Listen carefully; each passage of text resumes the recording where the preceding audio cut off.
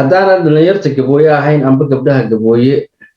hadaawan fiidiyoogan ma qoseeyo. السلام عليكم ورحمة الله وبركاته. وأنا عدنان إسماعيل حرسي عمل فرن قلب فرن كل شو هذا. وحلا الأيامان وحاركي دنيار بدن يقبل بدن أولو قيبو صوت رأيه فيديو حلا ضد بارها بالشدة تيك توك هذين نقطة أم بالفيسبوك هذين نقطة أم باليوتيوب هذين نقطة فيديو صوت رأيه ضد اسكو عاية كلمة اللي راهو مديان وحن شعلها ما أنت إنه 22 قلنا إن كلمة المديان عن قرآن عن كلامه. صومالي بدن كودو وحا دريامي إن ضد كان وحلو كوريا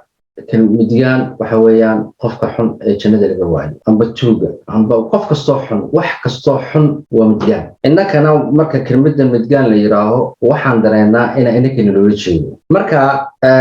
لا بعد سوق لي أمانت أم بمديان ميهي وصومالي حديث عايشو إن أنا حلاليو وأنا كلمة المديان مركا سوق قاضو إن أنا دريمين إنك هربدو كرينت الجودشي ودني جبويا وانا هاي وحلا يراها وحنا هاي وانا هاي ضد كان مجا المديان عيب وهيستان أننا عايك نكتبه أما مجا وأنك أو أنا نستيلا أو شعنها أو ماذا سهرنا أو قفك يراها مديان إنها كسطورنا أو عجلي ما سمعنا سيان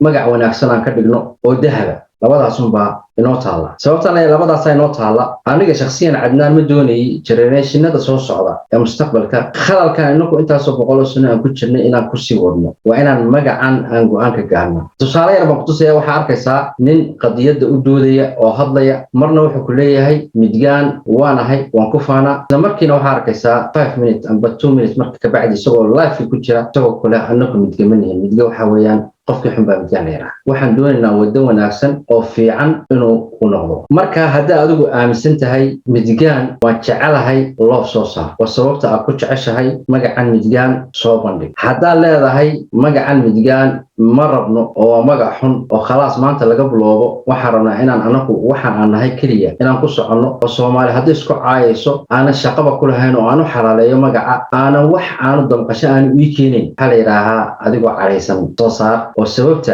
u diiday magaca soo bandhig intaas maanta u soo galay page-kayga Facebook oo ka helaysin videoga TikTok-na waa ka helaysin YouTube-na waa ka helaysin marka waxaan jecelahay insha Allah haddii awoodi kartidna video ka soo duub oo ka hadal hadduu magacan ku cajibiyo ama magaca ka soo horjeedid waxaan doonaynaa generation ka soo socda ee ummadda Soomaaliya inay iyagu laftoodu ay fahmaan manahay mise manahin oo fikirkaagana ka soo dhiibo wassalaamu calaykum waraxmatullaahi wabarakaatuh